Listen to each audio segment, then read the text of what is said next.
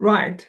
Good evening, colleagues. Welcome to this evening's CSSGJ seminar. My name is Andreas Bieler. I'm one of the co-directors of the Center for the Study of Social and Global Justice, and it's my pleasure to chair this evening's lecture.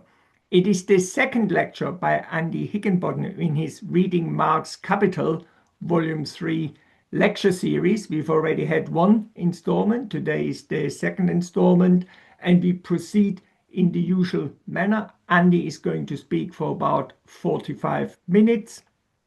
And then that will leave us with a good 40 minutes for discussion, debate, and comments. Andy, over to you. Thank you very much, Andreas. And I do really appreciate the platform for these presentations and discussion which the Centre gives us all. So thank you to the team as well. We did dedicate the first lecture to Virginia McFadden, but we didn't have a photograph at the time. So her brother Walter sent us this photo, and you can see how she was. And her voice is still in my ears, I have to say, on a number of points which we discuss. And of course, Ginny is of Jewish heritage, was of Jewish heritage, and she was very much an anti-Zionist, pro-Palestinian. And of course, right now, with the bombs raining down on Iran and the Middle East, we remember her position, which was in support of the Palestinian people and all the peoples of the Middle East. So her politics are still with us today as well. What I want to do is review the first chapters. There's quite a lot of interesting points came up in the reading groups, and also my take on all this is quite front loaded. So I think the first three chapters are really important. And then I'm going to look at chapter 4 on the effect of turnover and in quite a lot of detail, actually, and then less detail on chapter 5. And I've included in the PowerPoints this sidebar, but I don't think in the time we have, well, I'll get to it, but it's, again, a very interesting points came up in the reading groups about valorization. Okay, so the interpretation which I give has got a methodological side, which is the structure of capital is a spiral. And it's most of Das Kapital is focused on industrial capital. So there's like a major spiral which starts off in volume 1 and goes all the way through to early in volume 3, the chapters we're looking at now. And then within volume 3, there's another sort of set of moves that Marx makes in each of the volumes. And that is he'll start off with an individual capital as representing the general. And then he'll move to a broader picture of the social totality. Um, and there is a connection between the movement in terms of essence and appearance as well. It's linked. It doesn't. It's a bit different in each of the volumes, but basically, Marx examines the internal essential relations in social relations of production, and then he moves to how they appear in circulation. So this is a general sort of movement that he follows. And the other methodological take that I have, which is fairly obvious, not particularly original, I have to say, is that there is a strong unity between parts 1, 2, and 3, where basically we're working out what is profit and the dynamics of industrial profit in particular. And my reading of that is that there is an inherent contradiction which is there at the beginning, and it moves as a contradiction for an individual capital to a systemic wide contradiction. What is that contradiction? I think that in Volume 3, Marx repositions and restates the essential contradiction of the capitalist mode of production. But he's doing it now with the combination of how the system works both in production and in circulation. And the contradiction is this, that the commodities produced in the capitalist mode of production are both the products of capital and they're the products of labor, and that they don't sit alongside each other. That is a contradiction. It's an antagonism. And the form in which capitalist commodities appear for the market, which is the cost plus profit, inverts in appearance the essential contradiction. It's a disguise, if you like, of the essence. And I also think it's really important as we go through this, especially into part 2, that there is a really important to keep living labor as the source of new exchange value and surplus labor as the source of profit. So the overall project that we're engaged in, many of us are here, is to see how we can use capital as a starting point for the analysis of capitalism as imperialism. So these are sort of my uh, methodological, and if you like, theoretical stroke political points of interpretation. I'm just going to comment quickly on some more signposting. I actually misspoke. I just checked the recording of the first lecture. The first edition of Das Kapital, Volume 1, came out in German in 1867. And in the preface to that, so in other words, published in 1867, Marx made very clear that his intention was to bring out a second and third volume. And I'm saying this because it's quite important in terms of the design of the project. The project was designed to be presented in actually 4 books, because there are 3 books of Das Kapital plus theories of surplus value. So that is clear. What's not so clear is why. What's the logic, if you like, of this design? And I do think I invite you to find this in volume 2, page 465. Marx actually does explain here quite a lot. It's quite concise again, but it's got a lot of insight in it, right? Marx explains here the why of the structure of these 3 volumes.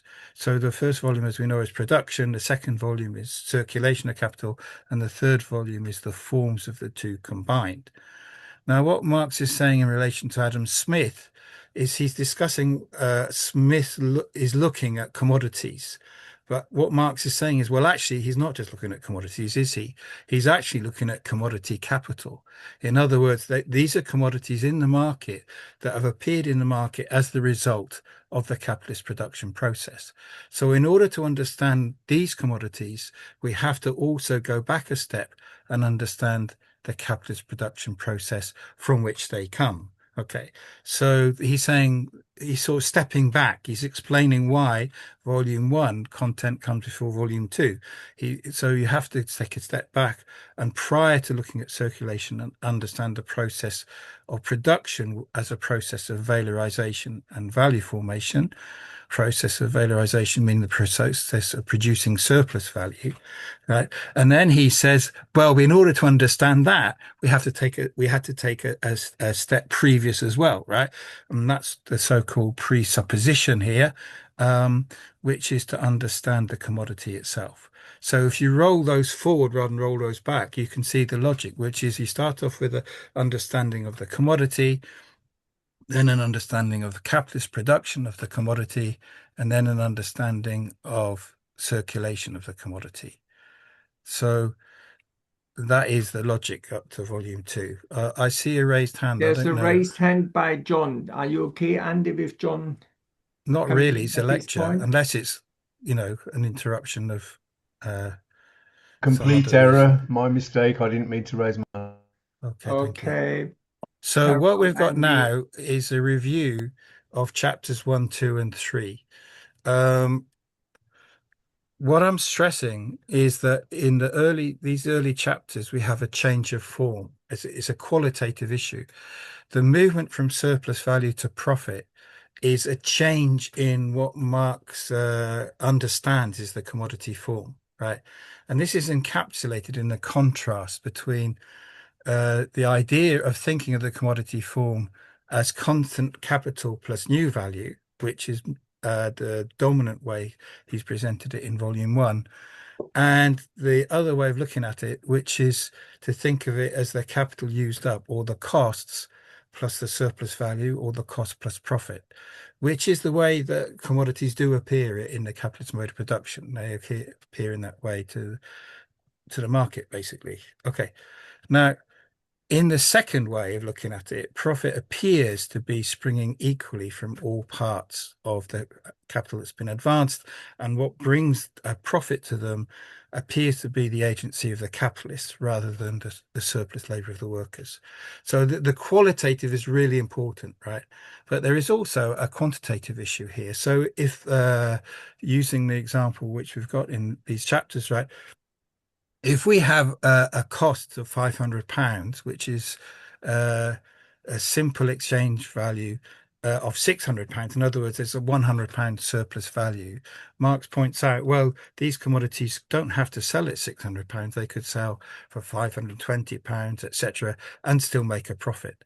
So this difference between the regulating simple exchange value, which in this case is £600, and the actual selling price allows for a divergence between value and price. I would say simple exchange value and price. But there's no necessity to that divergence, but it's sort of opening a door to something which is going to become very important as we see further on. The second issue is this question of conversion. Marx stresses that we're not just looking at from surplus value to profit. We're talking about how the rate of surplus value becomes the rate of profit. And Marx did spend years puzzling over this. He didn't, it didn't spring as an obvious thing to him. He had to really work at this to work out what this relationship is, right? And he does. He gets it, right? He gets it right. The rate of profit is the rate of surplus value times that proportion of the variable capital against the total capital advanced. And that's a big conclusion, which we will carry forward, right? Now, what's also important here is that Marx never loses sight of the fact that it's surplus labor that is the substance of surplus value and profit, right? So what we have is this movement from essence to appearance going on. Profit is the form of appearance of surplus labor in the capitalist system. Or to put it slightly differently, profit is the necessary general form of surplus value. So this has already been covered in volume 3, chapters 1 to 3. We had this numerical example which some puzzled over, and it's partly just because of the unfamiliarity with sort of old British units. So in old units there are 20 shillings to a pound. I'll just rewind this a little bit. There we are. So if we have a commodity value of 400 plus 100 plus 100, and there are 20 shillings in a pound, what Marx is saying is that workers can produce a new exchange value worth 6 shillings in one working day. And that is 0.3 of a pound because there are 20 shillings in a pound. So then what he goes on to say is, so that means that workers produce 1 whole pound in 3 1/3 working days. And so you can convert back, if you like, all of these different exchange values back into how much working time it took to produce them.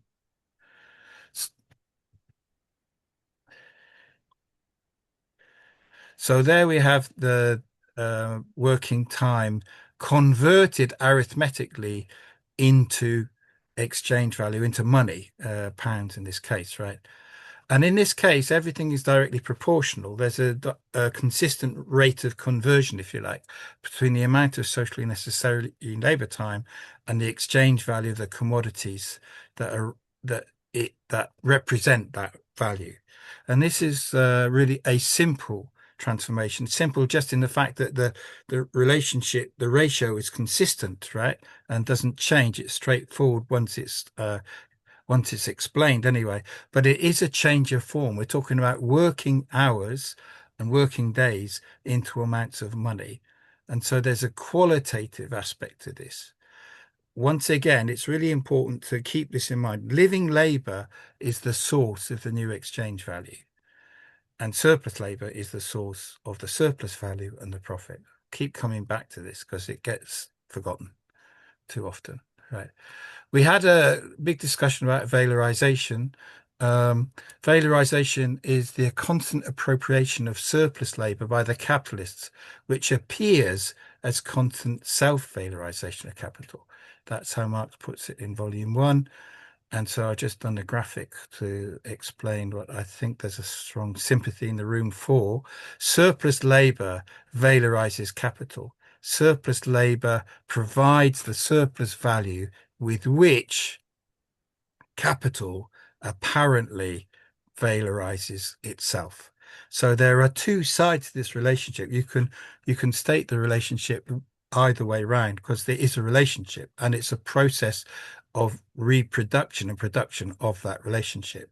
The point is that capital apparently self-valorizes because it's able to appropriate and realize the surplus value as profit. And the question of the rate of surplus value and the rate of profit are on the two sides of this relationship. So the rate of surplus value is an expression of the degree of exploitation of the workers, whereas the rate of profit is the expression of the self-expansion of capital. It's the £10 over the £100 is 10%. And in that type of presentation, there's no evident source of where that £10 came from. So one is essence, that's the rate of surplus value, and the other is appearance, that's the rate of profit. Now, it's quite important to grasp that in my interpretation anyway, for Marx, the essence is not just a substance. The essence is itself a contradiction. In other words, the essence is contradiction. The system is inherently, fundamentally contradictory. Okay, and that is the relationship between capital and labor. And a capital, of course, the capital side of this relationship, and this is what we discuss in the first three chapters of Volume 3, is that it starts with, we'll use Volume 2 notation, it starts with money. It's the capital which employs, if you like, all these different aspects of generating value. So capital, it would appear, creates new value. And the first form that the new value appears in is in the commodity form. And the commodities have to be sold to realize the money to get the more money than we started off from. Now, why am I saying this, right? Because the commodity form is the first form in which the valorization is registered, the increase of surplus value. So Marx is actually bringing our attention to the form of commodities as they really are as capitalist commodities. And he's saying basically they're a form of capital. And this is just from his notebooks. I've already mentioned this. I won't take too long on it. These two different ways in his notebooks. I mean, already the top bit is already what's the word? A slightly cleaner version of his own handwriting. But what you can see here is the brackets which we use in the text, even more exaggerated in his own writing, his own notebooks, right? The two different ways of thinking about commodity value as either C plus and then V plus S together as new value, or cost plus surplus value, the C plus V together plus the S, right? And the difference between them is a different class perspective. And it's also, once again, about essence and appearance. I mean, the inner form, if you like, this is all in money, but it's like an inner form of money, if I can put it like that. It's not labor time, but it's how the essence before the appearance, right? Okay, spatial analogy, but that's the idea, right? Now, the subdivisions of new value, the V plus S, are themselves potentially changeable. I mean, the rate of surplus value can increase or decrease. And Marx says here that that won't affect the new value. In other words, the new value is created however much the workers are getting paid. They're still creating new value, but they could be paid £10 an hour, £20 an hour, £5 an hour. But the rate of creation of new value is going to be the same, right? There are some timing issues, but essentially that's his point, right? Now, what I want to pose as a problem is this. That works very well in the format of C and then plus V plus S, if you like, new value. But does it work when you consider the commodity form of cost plus surplus value? And that's actually, that's one way of putting what Marx is actually dealing with. And we'll come back to that. So if you change the wages, what I'm trying to say is if the wages are lower, that will affect the cost. It won't affect the value, but it will affect the cost. So wages higher and lower do seem to have potentially some effect when we look at the commodity form this way around. Cost plus profit. I'm going to jump over Proudhon for now.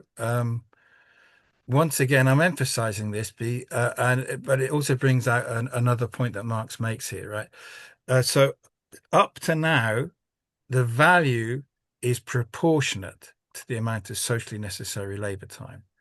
And what Marx is now saying is, well, because we've got this elasticity of price to value, it is possible that capitalists will sell their commodities below their true value, if you like, if they're sold proportionately to labour time, and still not make a loss, so long as what they sell it for is greater than the costs.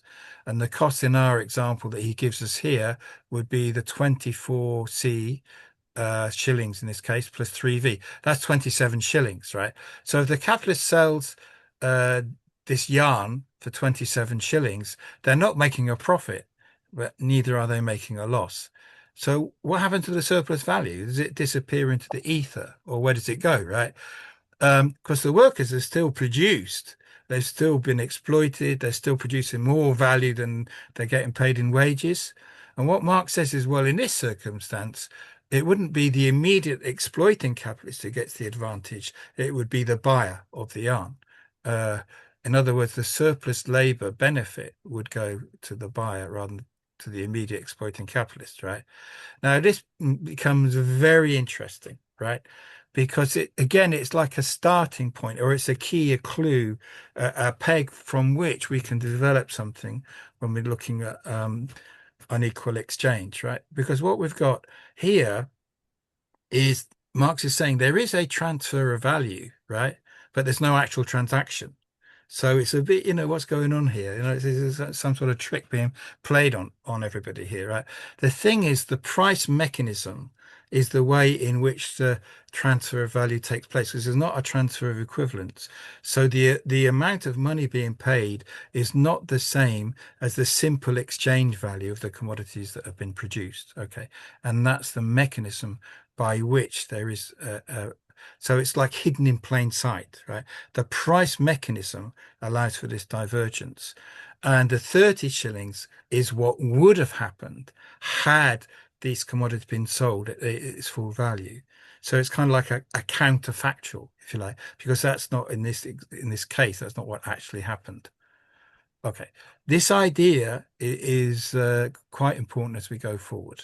Okay, that it's possible to move away in the process of circulation from, if you like, what is expected, the simple, direct, proportional exchange value of the commodities produced.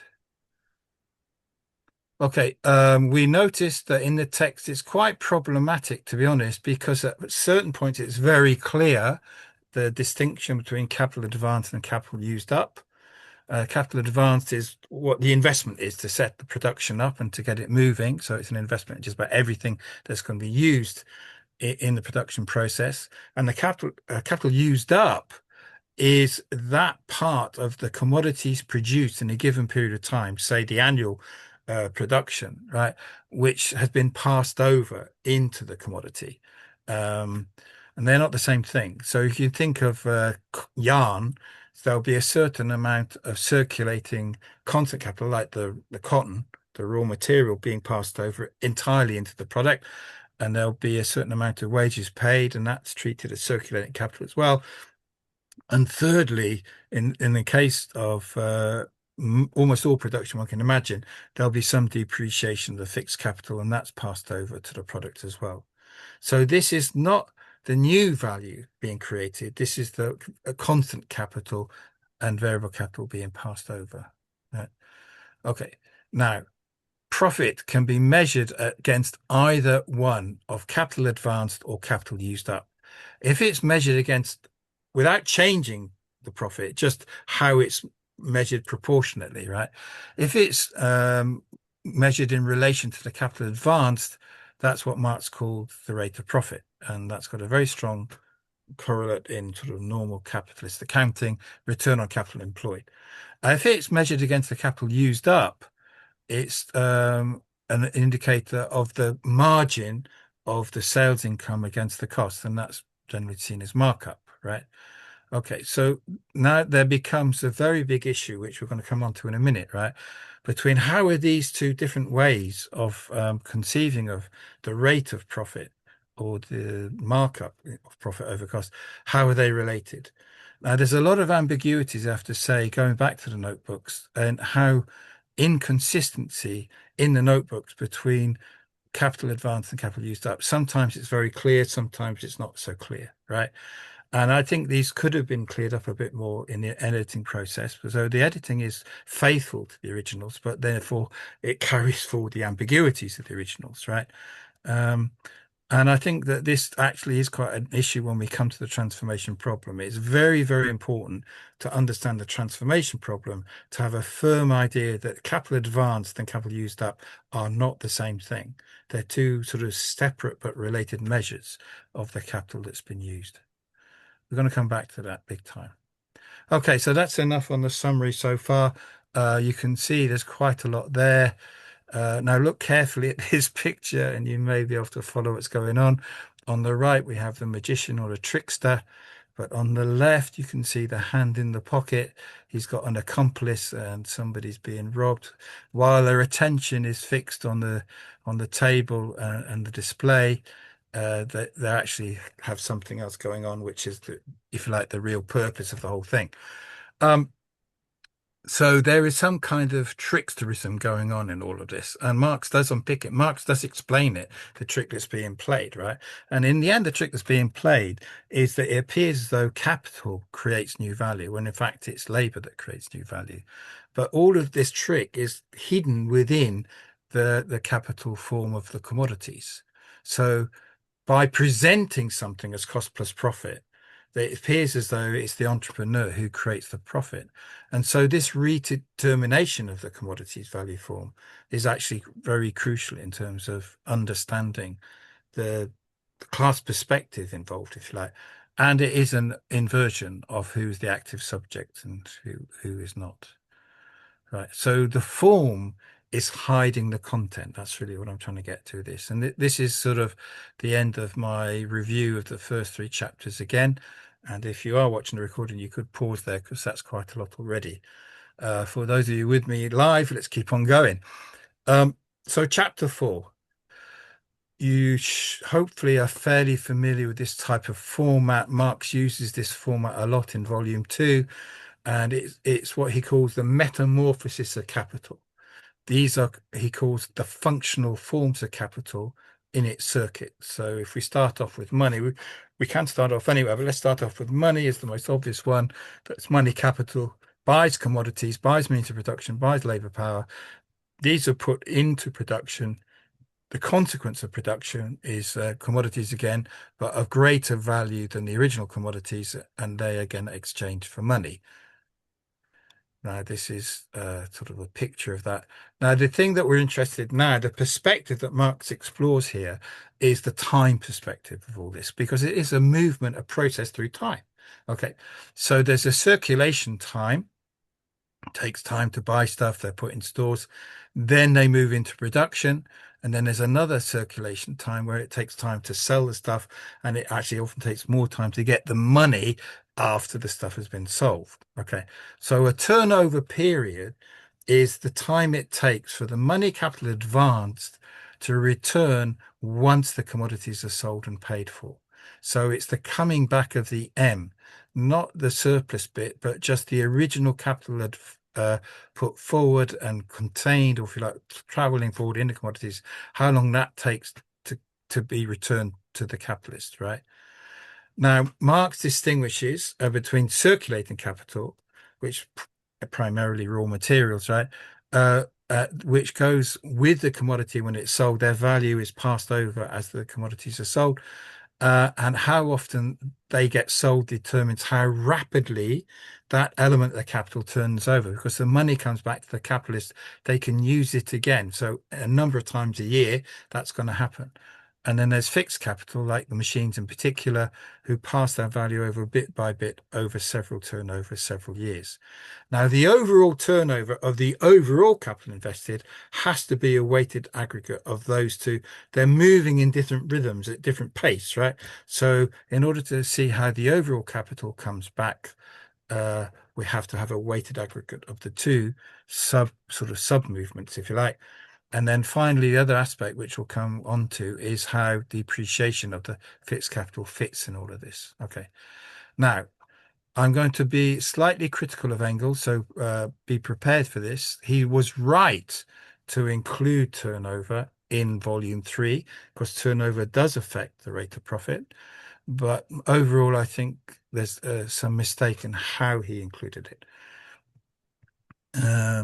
Now, this is from Engels. This is from his author, chapter 4. He says that turnover time can raise the mass of surplus value produced. I qualify that quite heavily. There is, in one sense, that's true, but not in the main sense, which is most direct sense, which is understood, right? So Engels concentrates on the effect of turnover on circulating capital, and he doesn't get the full effect of turnover when it comes to the overall turnover, including fixed capital. That's really the point of difference I have with his version, right? And also along the way, he doesn't really clear up the confusion between capital used up and capital advanced. And this again refers back to how we measure the rate of profit. So I'm going to revisit just to explain this. I've got to keep my eye on the clock, but we started at 1:15. I'm going to explain this because otherwise you're just going to gloss over. You need to get why this is important, as well as the basic explanation. So I'm just going to do a very quick revision of volume 2 as it pertains on chapter 4 of volume 3.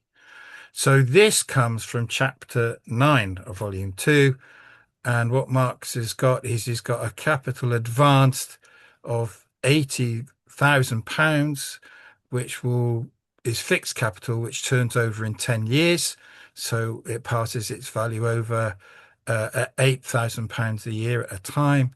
And then he's got a circulating capital, which circulates quite quickly 5 times in 1 year.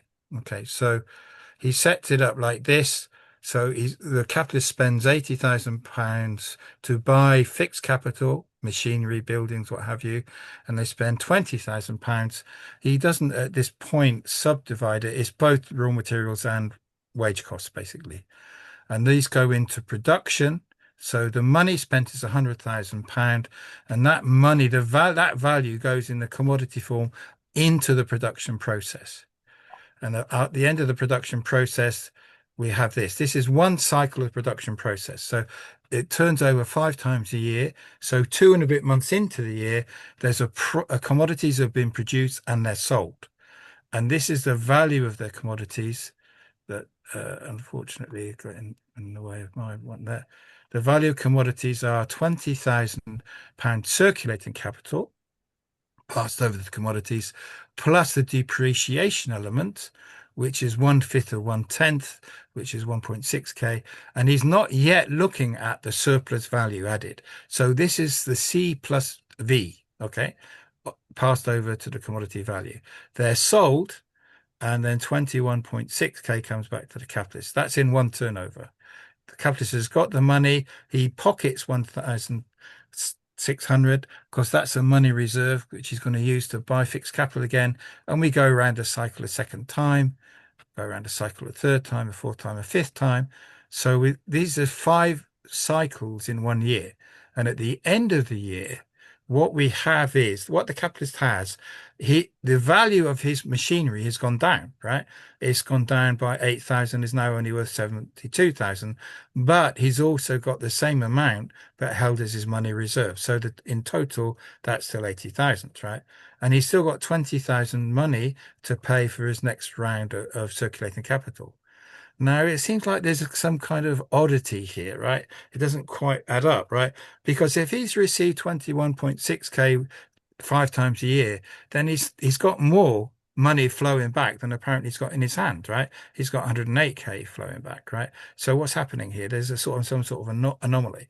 And Marx explains the anomaly, right? He's saying, well, actually, the capital advance was 100,000. At the end of the year, the capitalist has got 108,000 back, which means that they got their 100,000 back in about 11 months, short of a year. So the aggregate turnover was 0.93 of a year, 11 months of a year. And then he adds, and I add, sorry, after I presented this, what I realized was that there is a relationship between the capital advanced and the capital used up, right? The turnover time of the capital advanced is the capital advanced divided by the capital used up in the commodity, right? They have a definite relationship. Okay, what we're going to do now is to look at the other explanation of turnover, which Marx gives, which is in chapter 16 of volume 2. And this will, I hope, make sense in a little while. Okay, here he concentrates on the generation of surplus value, right? And now the circulating capital is subdivided into the circulating constant capital and the variable capital. And he's only looking at the variable capital. So all the constant capital he just puts to one side in what he's looking at here. So he's supposing, as per normal, that the rate of surplus value is 100%.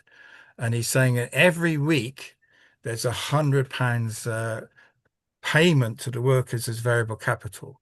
So in 5 weeks, that will be £500. And so the commodities produced will be worth this much, £5,000, because we've got all the other elements of the cost, right?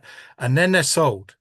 So when they're sold, the capitalist has now got £5,000 back in his hand, including the £500 that he can now reinvest in terms of paying for wage labor again. So what he's now got is another round of production. These are rounds of production. And once again, he can sell the commodities in week 10, once again, get the money back. And so he can again pay for the variable capital, the wages, once again, going forward. So he's using this £500 to keep himself in business, right? If you add all these up, actually it's much more than £500, because if this happens 10 times in a year, then the actual labor days set in motion of the labor power bought is worth £5,000, right? But it's only cost him £500 because he keeps getting the money back. So he's recycling the money.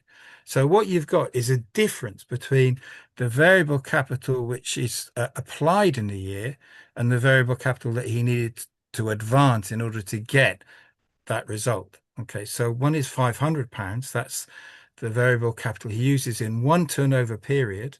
And that's going to be the same as all he needs to advance altogether, because once he gets it back, he reinvests it, right? So Marx brings out this distinction between their capital, variable capital advance, variable capital applied. Okay, now this is where a slight point of interest with Engels comes up. So Marx says, okay, well, what we can say is instead of the normal rate of surplus value, which is 100 over 100 every week, or 5,000 over 5,000 every year, we want to move on towards getting the idea of an annual rate of profit. And so there's this sort of intermediate category, an annual rate of surplus value, which is the amount of surplus value produced annually divided by the capital advanced. Now, this is where you have to keep your eye on the ball and where is the ball under the egg cups and so on, right? Because this is not the capital applied, it's the capital advanced. So it's not the 5,000, it's the 500. So this figure this annual rate of surplus value is going to be 10 times higher than what we normally consider to be the rate of surplus value. And that's the 10 there. So it's 1,000% rather than 100%. Now, this is what Engels takes to apply in volume 3 in terms of turnover and the rate of profit. Okay, I'm going to go through this one quite quickly. On the left-hand side, this is his first worked example, right? Engels says that increasing turnover increases surplus value, and it doesn't. That's the thing. It doesn't increase how much surplus value is produced in a year. What it does is it decreases the amount of variable capital required to be advanced in order to produce it, right? So he says, for capitals of the same percentage composition with the same rate of surplus value in the same working day, these are the main variables in determining the rate of profit. The profit rates of two capitals vary inversely as their turnover times. So in other words, if you've got a turnover time of twice as fast, that means that the rate of profit will be twice as high because the turnover time is half as long. Okay, so that's the inverse bit of it, right? So that's what he's saying, and this is his formula. Okay, so he's saying the rate of profit is the rate of surplus value times the number of turnovers in a year, and then also times the value composition. The issue here is turnover of what? Actually, this example is just a turnover of circulating capital, and it's not a turnover of all of the capital, which has to include the fixed capital. And so he's on the right track, but he didn't fully work it through, is what I'm saying, really. So this is my take on his mistake. I'm aware of time and I don't want to read all of this out, but this is his second example, right? So what he says, okay, let's have 10,006 fixed capital, depreciates at 10% a year. Let's have 500 circulating capital and 500 variable capital. Okay, that all adds up to 11,000, okay, pounds. That's the investment to set up. That's the capital advance, right? Then he says, well, let's have a turnover 10 times a year. Okay, so that means that in one turnover period, we're going to have £100 depreciation. We're going to have £500 constant, 500 variable, £500 surplus value. The value of the product will be 1,600. Now, if you want to get the value of the product, that's in one turnover, but there's 10 turnovers in a year. So in order to get the value of everything produced in the whole year, you just multiply everything by 10, right? And you get 16,000. That's the value of that 1 year product. So now we can work out what the rate of profit is. And he's on the right track here, by the way, right? So far, so good. In that, he says the rate of profit will be 5,000 divided, that's the surplus value, divided by the capital advance, which is the 11,000. So on these figures, that's the right result.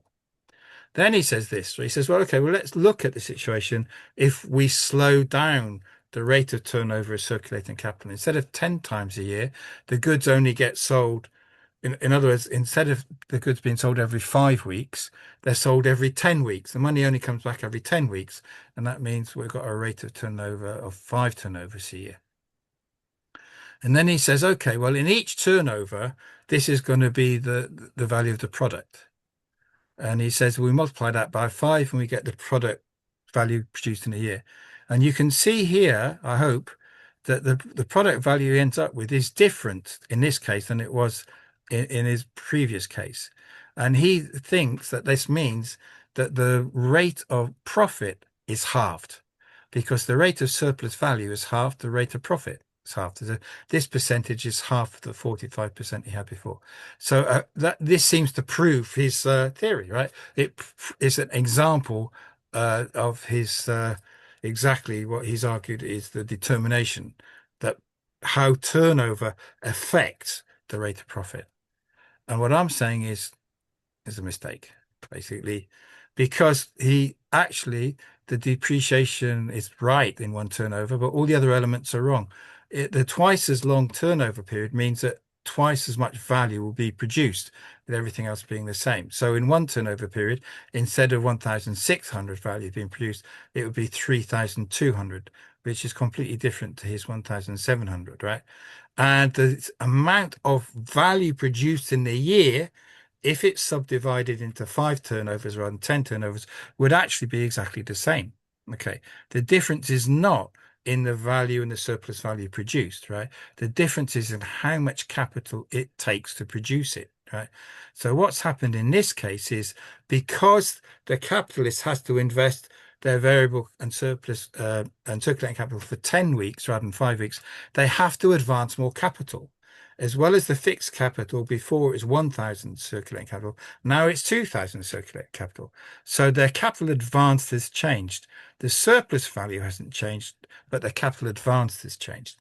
And so the rate of profit does go down, but not in any way to the same extent as Engels' position would have it. Okay, so the profit rate falls, but not to the same extent when the turnover time increases, right? You can see these 3 results.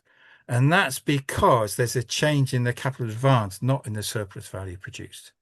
And I think that's an error for Engels, basically. I'm going to jump his next example. I'm just going to plow through this because just to show you did all the workings. That's his other example, right? So this is Engels' formula. You can see the beginning bit is what we're accustomed to, right? That the rate of profit is S over big C, capital surplus value over capital advanced. So we unpack this, right? we've got the two factors with the rate of surplus value and the composition of capital, right? Now we've got to include the effect of the turnover. Okay, up to this point, these two V's, these two variable capitals are the same, by the way. This cannot be true unless they're the same, right? They have to be the same for it to be mathematically true, right? It's the variable capital, right? Now he introduced the idea of the annual rate of surplus value, which is the rate of surplus value as we normally understand it, multiplied by the number of turnovers or rotations of the circulating capital in 1 year. So this is the normal rate of surplus value. This is the number of rotations, the number of turnovers, and this is the annual rate of surplus value, their combination, right? And then, of course, once again, we multiply that by the value composition. So this is Engels' formula, basically. Now, the interesting point that you have to spot here is that these two V's are not the same, right? One is the capital advanced variable capital, which is what you get in one turnover, and one is the total applied in 1 year, and they're not the same amount. That's why they can be seen as equal, because you have to multiply one by n to get the other, the number of turnovers. And so what this means is the formula can be correct so long as you keep in clear that these two V's are different. But as soon as you get to applying the formula to another case, the formula becomes misleading, and you can see it's misleading because once again, these two figures are the same that I'm highlighting, right? The surplus value produced in a year is going to be the same whether it's surplus value in one period multiplied by a number of periods, or the surplus value in another period multiplied by fewer periods. It's going to end up with the same result, right? The only difference is not in the surplus value, it's in the capital advance. And this is, I'm just saying the same thing I said before, right? And in fact, Marx says the same thing, and you can find it in the notebooks, but not really in volume 3 as it's been published, right? Okay, so, oh, sorry, my little smiley faces. So I think Engels is right up to this point, but I think there's a mistake when we get to this point, basically. Now, Marx, in the notebooks, there's an unnoticed point at which he makes exactly this point. And that's in the second round of notebooks of the 3 rounds that he wrote on this, right? And it's this relationship between the capital advanced and the capital used up. And the overall rate of turnover is the proportion between the two. So turnover actually, why we're worrying so much about turnover, you might well say, right? It turns out to be slightly more significant than might appear at first sight. And he gives a worked example, right? And in his worked example, you end up with 2 different profit rates. So he's actually solved the problem, okay? But it doesn't come through, unfortunately. Doesn't survive the edit, basically. And he's got the same example he uses in volume 2, chapter 9.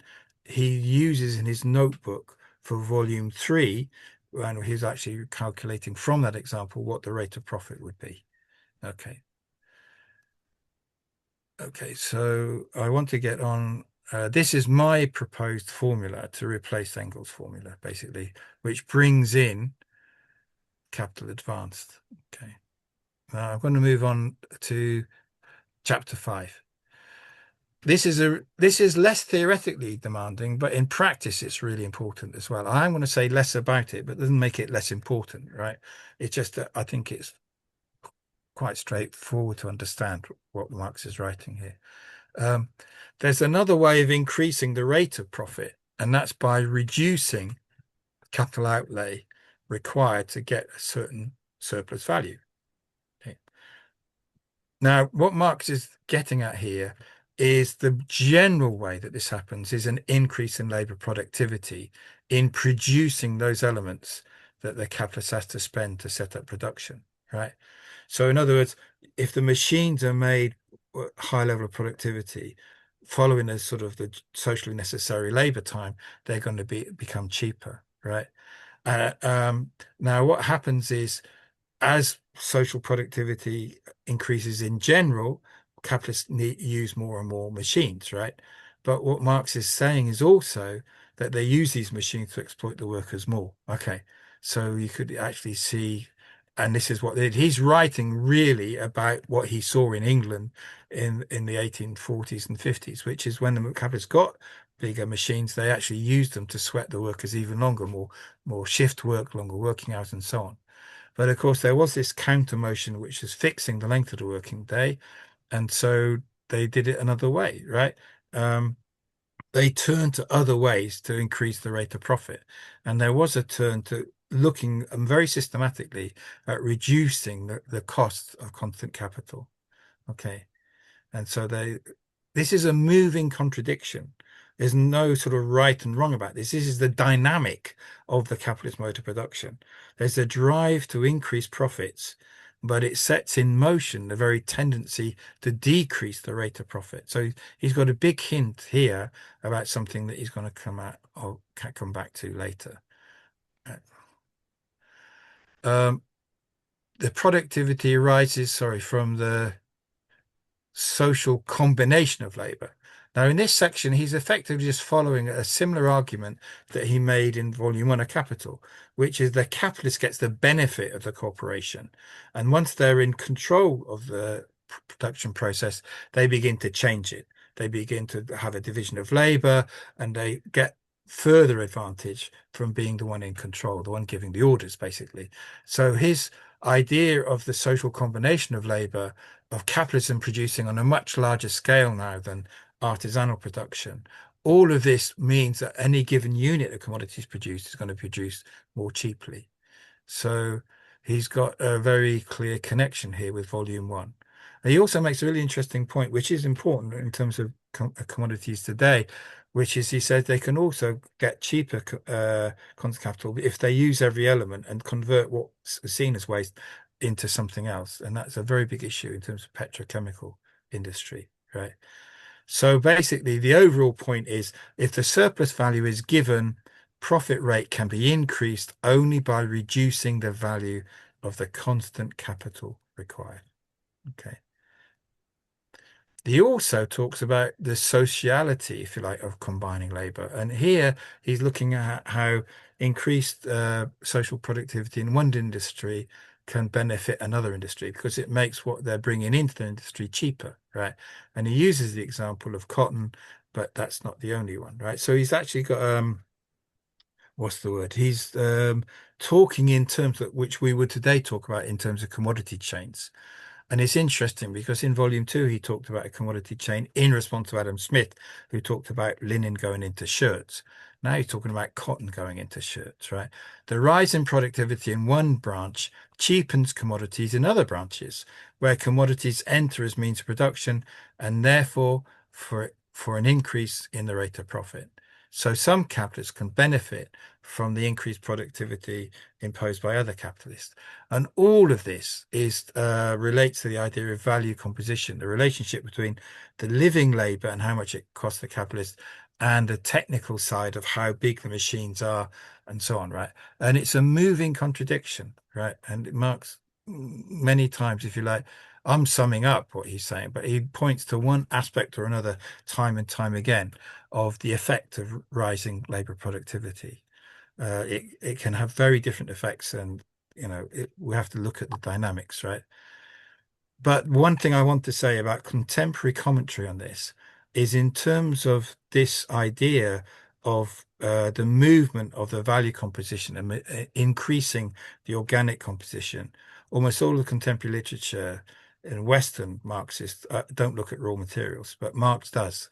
And it's not just the machines, more and more machines, bigger and bigger machines. It's more and more raw materials as the productivity of labor increases. So there's more and more raw materials. And this is a pretty obvious link with extractive imperialism as well.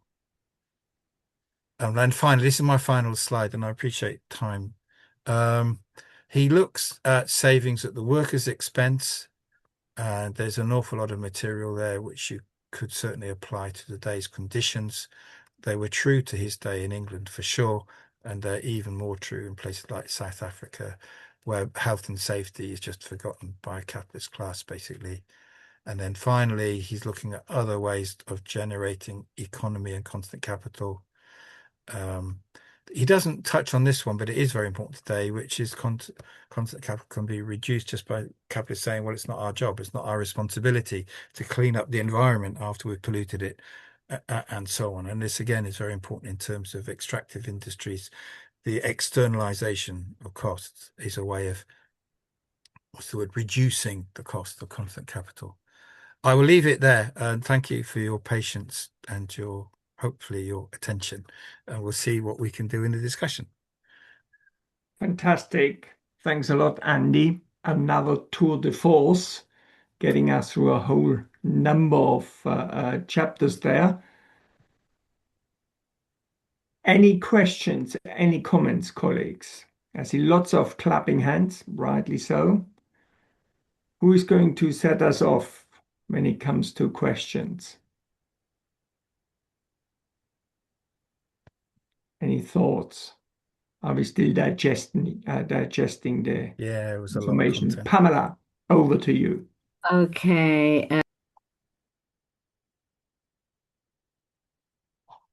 Okay. Yeah. No, it's Yep. just a thought. This last bit, we're talking about increase in raw materials. We're talking about productivity, but I mean, what we're witnessing is the struggle to reduce costs in both sides of the equation, in machinery or and raw materials and labor. And it's becoming so so clear, isn't it? That, with current productive things. I suppose you could talk about AI in relation to the speed of that. And the other thing, which in volume one, when Marx is talking about the very rapid increase in technology for machinery. So in terms of turnover, you'd have to be very quick in, retooling and everything. Otherwise, because people went out of business. And so, you've got the development of monopolies in order to overcome all that. So it's very relevant, basically. Yeah, completely so. Pam, I agree with you. I mean, the point, I'd accelerated the presentation towards the end, but the point that Marx is building towards is that clearly it's rational for each individual capital to, mechanize as much as they can. So the proportion that they spend on machinery raw materials increases in relation to how many workers they're employing. But that sets off a systemic contradiction, because in the end, the workers' exploitation is the source of the profit. And, that's what he's sort of beginning to set up. Yeah. Thanks a lot, Andy. We've got 3 colleagues who've raised their hand. I suggest I take 2 questions together. First Richard, then Walter. Then I give you the word again, Andy, and then we go back to Linda. Okay, Richard, over to you. Hi, thanks, Andy. Quite a lot to take in there. Yeah. Something that was raised in one of the reading groups, and then it's also in towards the end of your slides, was the one of the ways of improving things for capital is infrastructure, and investing collectively in infrastructure. And then we had the question of, like, in the early days, burdens tended to fall more on individual capitalists taking risks, and then maybe a bit later you had more state intervention, although we had the discussion of the Compass Prize and things for people to find out how to work get a compass working so that they could do the sailing better, etc., etc.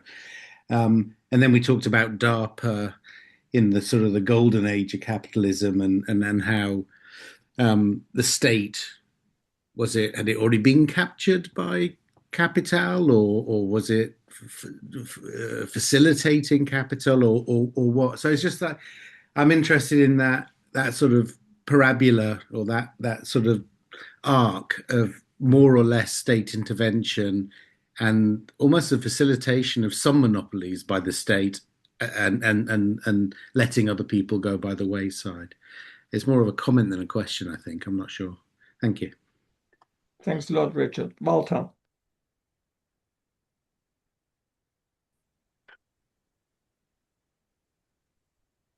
Yes, that was a lot to digest Andy, in a very short time, but I guess we'll go over some of the new stuff in the reading groups. Um, but I want to point out in the Wednesday reading group, Chen Shi sent out a few days ago um, a compilation of all Marx's mentions of the organic composition of capital. And I noticed for the first time, I've read Capital many times over decades, and for the first time I noticed, because of Chen Shi's compilation, the definition that he gives of the organic composition in Volume 1 is slightly different from the definition he gives in Volume 3. In Volume 1, he points out that the organic composition of capital rests on changes in the technical composition. And the word changes is left out in Volume 3. And I think I think in general, the whole question of technical composition has been misunderstood by many writers on it, including, pretty eminent ones like Ernest Mundell and Anwar Sheikh and so on. But the fact that the volume one definition is clearer, and if that were used, you get a better understanding of what I think of what Marx was doing. I'm trying to write something about this, but I haven't had time, to really look through everything. Thanks a lot, Walter. Andy. Well, yeah, they're both on point. I mean, Marx only brings in this state sort of, I don't know, stage left sort of thing in Capital. But you're right, you're completely right. I mean, in terms of, I think he brings in the state more when we get to money. I should qualify, but it's not like his focus. But I think that discussion was very interesting, and I agree with you. I mean, certain points and in certain ways, the capitalist state, which also becomes the imperialist state, a modern imperialist state, will intervene for its own capitals. And I mean, the example that I give is what US imperialism did at the end of the Second World War, right? Which is the victor took the spoils. I mean, they took all of German capitalist know-how and shipped it over to the US chemical industry, electrical and so on, right?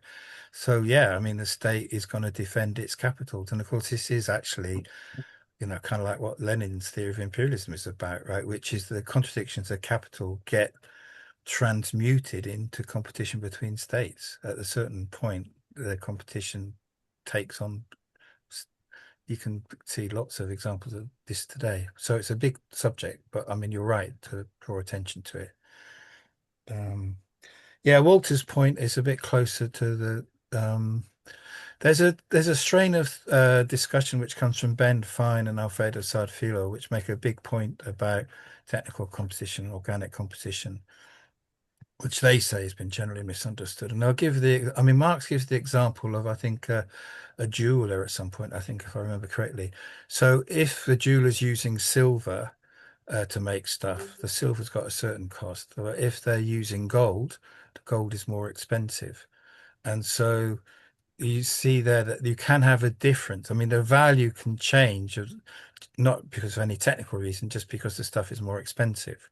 Now, that is a slightly odd example, because actually the more important one is, I mean, the basic idea is, you got machinery, it's like the materiality of production, right? You've got the machinery, you've got the raw materials, you've got the workforce, and they combine in a certain way. And the way they combine is obviously then going to be reflected into the exchange value of these different commodities. I mean, the bigger the machines, generally speaking, they'll be more expensive and so on, right? And that's true. But if you look at the formula which Marx is presenting us, almost all the literature forgets the rate of exploitation, the S over V, right? So if you reduce the wages, that's also going to change the value composition, right? Because the value, the variable capital part of the composition will be reduced simply because the wages are lower. So value composition is not just about the effect of technical composition, it's about the effect of super exploitation as well. About it, I just because the lecture was so long already anyway. I'm going to knock this back in terms of my lecture anyway till the next time, because I want to record a position on it, if you like. But yeah, we should discuss it in the reading groups for sure. It is an important theme, and I agree with you. Thank you, Andy. Linda. Hi. Hi. Hey.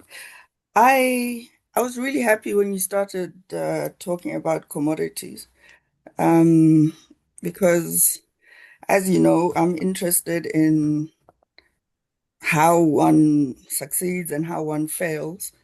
And yeah, well, this has got me thinking. I had different factors, well, several factors that I still think I should explore, but turnover was one yeah, I'm a chemist. It was one I'd never thought of. And so in terms of the commodity frontier, you spoke about commodity chains, but in spaces where you have like this reconfiguration of society and labor and law, it seems, yeah, well, it's an extra moving part, but it's I find it really interesting.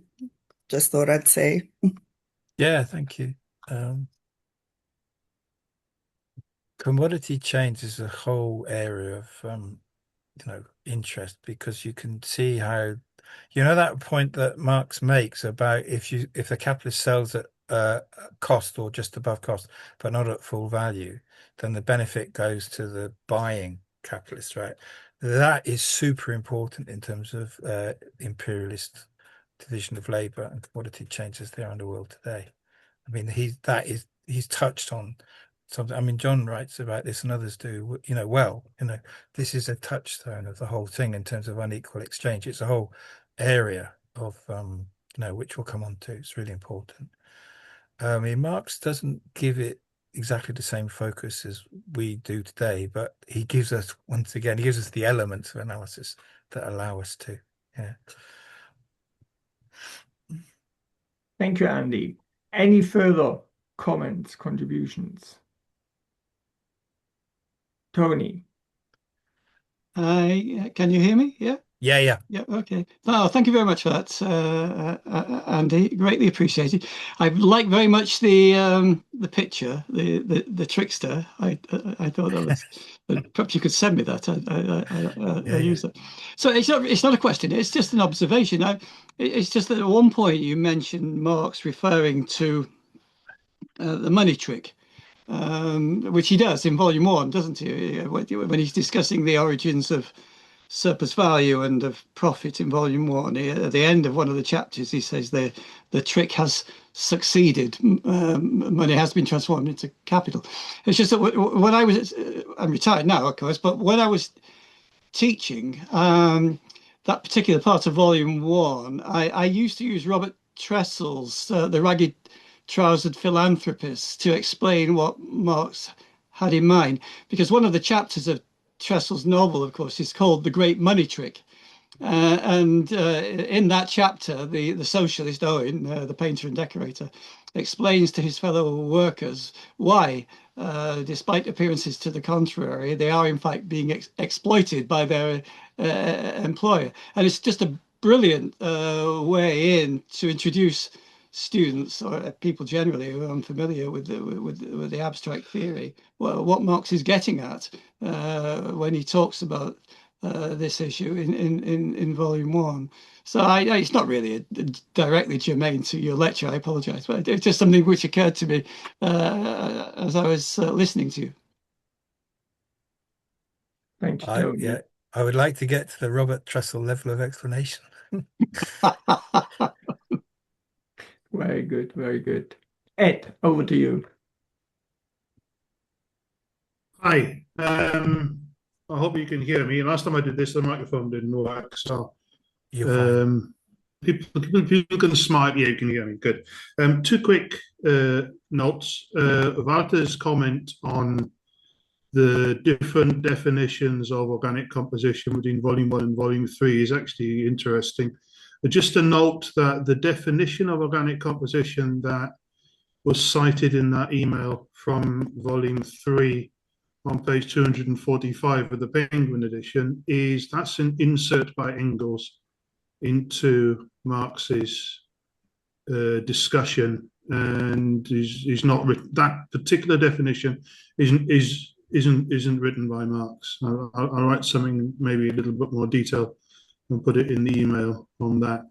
Second thing is a question to Andy.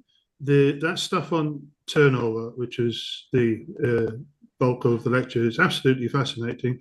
Do you have that written up in like paper or essay form, published or unpublished, other than in the PowerPoint and the lecture that you've just given? Is that written up somewhere? Because it'd be very interesting to sit down and actually study it. If you've written it up, I'd sit down and study and work through that, because I think what you're saying is very, very important. If it isn't written down in kind of paper essay form, well, it should be. So so get on with it. But yeah, okay. Thank you, Ed. I mean, Ed, by the way, is contributing a lot of sort of in-depth knowledge about all of this into our discussion. It's very welcome.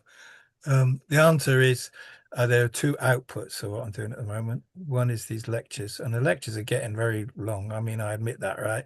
Because what I'm trying to do is get the stuff in a shape that I can get it written out. And I had hoped that, I mean, I gave a shorter version of these lectures about 4 or 5 years ago now, I can't remember, but I needed this second round to get to this level of detail. I knew there was something fishy with the Engels thing, but I couldn't quite put my finger on it, right? So I had to have another go at it, and now to my satisfaction, I think I've got it. So I will be writing it out. Your prompt is perfectly received. Timer. So Andy, so we get the point that surplus values transfer from one capitalist to another capitalist. But through what mechanism? Is it just demand, supply, bargaining power?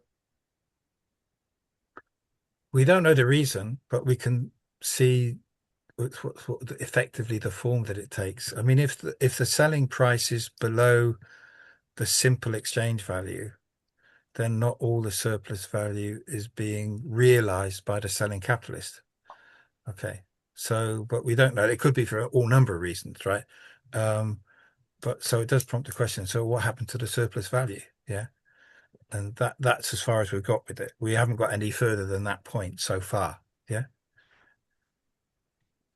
Thanks a lot, Andy. Before I hand over to Tim for the next question, can I just announce our next seminar? It was 6 years ago when we actually had Capital Volume 3 for the first time as a reading group with Andy and two of our colleagues from back then, Yokuba Saliga and Keihan Valatbaigi. They've just published a book on mode of production and the historiography of capitalism.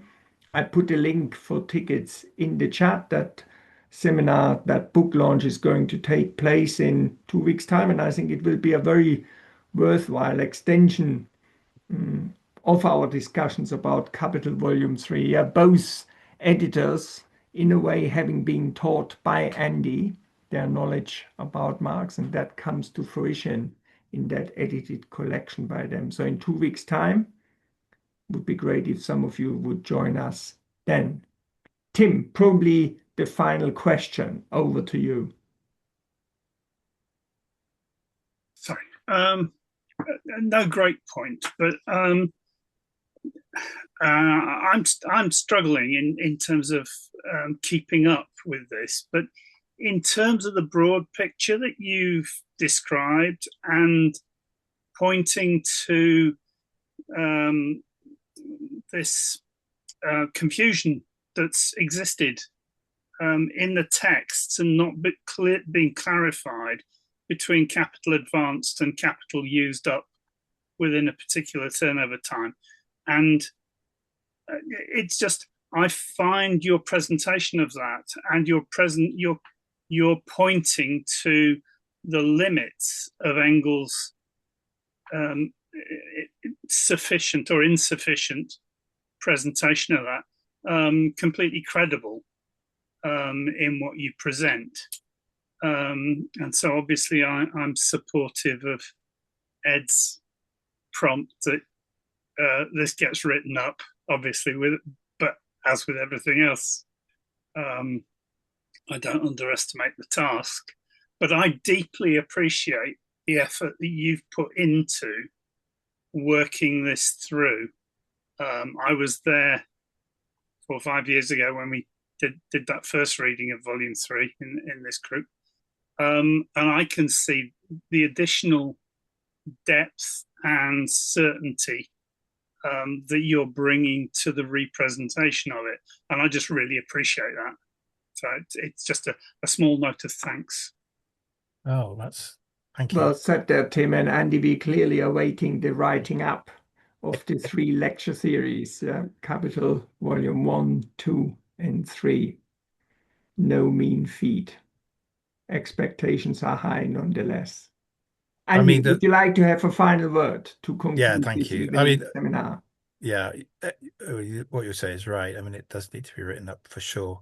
I mean, it's quite a big outlier. I mean, I'm going to do maybe next time after where this position fits against the literature, right? And my position is definitely driven by the need to explain imperialism from the dynamics of capitalism, right? And so that's the project. And I find almost all the specialist material on this have completely forgotten or don't even feel that driver, let's put it like that, right? So I am trying to bring together 2 literatures. So I mean, the whole thing on superexploitation is the benefit of many people, but in particular Marini, and latterly John's work is very significant in this as well, right? And then what you've got is, on the other hand, you've got the theoretical basis for that is a massive confusion, because the theoretical basis is how are commodities priced on international markets, right?